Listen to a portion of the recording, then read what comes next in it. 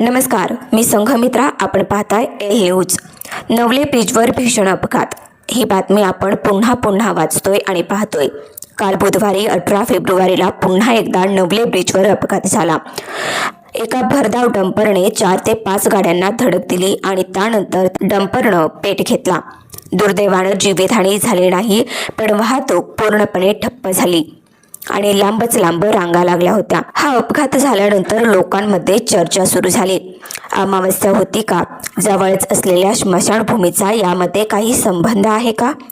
पांढऱ्या साडीतली ती बाई, कुत्र्यांचा भुंकण्याचा आवाज, अशा अनेक अफवा पुन्हा एकदा जन्माला आल्या. पण खरंच असं काही आहे का? चला या रहस्याचा उलगडा करूया आपण या व्हिडिओच्या माध्यमातून, आकडेवारी आणि वास्तवाच्या माध्यमातून. लोक म्हणतायत अमावस्येला अपघात होतात. 18 फेब्रुवारीला अमावस्या नव्हतीच, तर ती 17 फेब्रुवारीलाच संपली होती.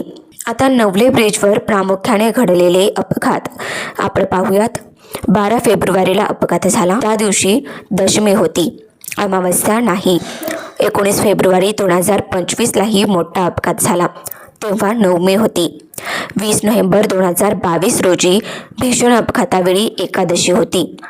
2021 पासून 2025 पर्यंतच्या 42 मोठ्या अपघातांचा विचार केला असता त्यातील एकही अपघात अमावस्येला झालेला नाही. त्यामुळं अमावस्येचा आणि अपघाताचा संबंध हा केवळ योगायोग आहे. नवले ब्रिजवर इतके अपघात का होतात? त्यामागं कोणतीही मिस्ट्री नसून एक शुद्ध लॉजिक आहे. पहिलं कारण काय तर तीव्र उतार. कात्रज बोगद्याकडून नहरे ब्रिजकडे येताना खूप मोठा उतार आहे. तज्ज्ञांच्या मते हा उतार 3% पेक्षा कमी हवा, पण इथं जवळपास 4.3%. यामुळं गाड्यांचा वेग आपोआप वाढतो. Neutral driving. अनेक ड्रायव्हर इंधन वाचवण्यासाठी या उतारावर आपली गाडी न्यूट्रलवर टाकतात. गाडी न्यूट्रलवर असताना वेग आवरण्यासाठी सारखे ब्रेक दाबल्यानं त्यामुळं ब्रेक फेल होतो आणि अपघात होण्याची दाट शक्यता निर्माण होते. तिसरं कारण मिश्र वाहतूक आणि बेशिस्त. इथं एकाच लाईनमध्ये कंटेनर, मोठ्या गाड्या आणि दुचाकी अशा सगळ्यांची गर्दी असते. कोणीही नियमांचं पालन करत नाही. उतारावर गाडी कंट्रोल बाहेर गेली की समोरच्या गाड्यांना बाजूला होण्यासाठी जागा चोरत नाही. प्रशासनाचे प्रयत्न आणि निष्कर्ष.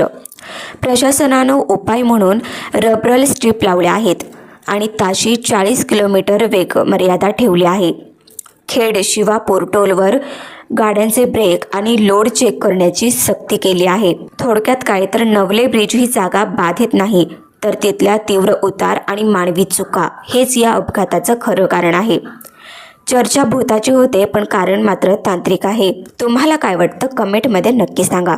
सुरक्षित राहा आणि नियम पाळा. एखाद्या घटनेमागील सत्य आणि सविस्तर माहिती जाणून घेण्यासाठी आताच एल न्यूजला सबस्क्राईब करा.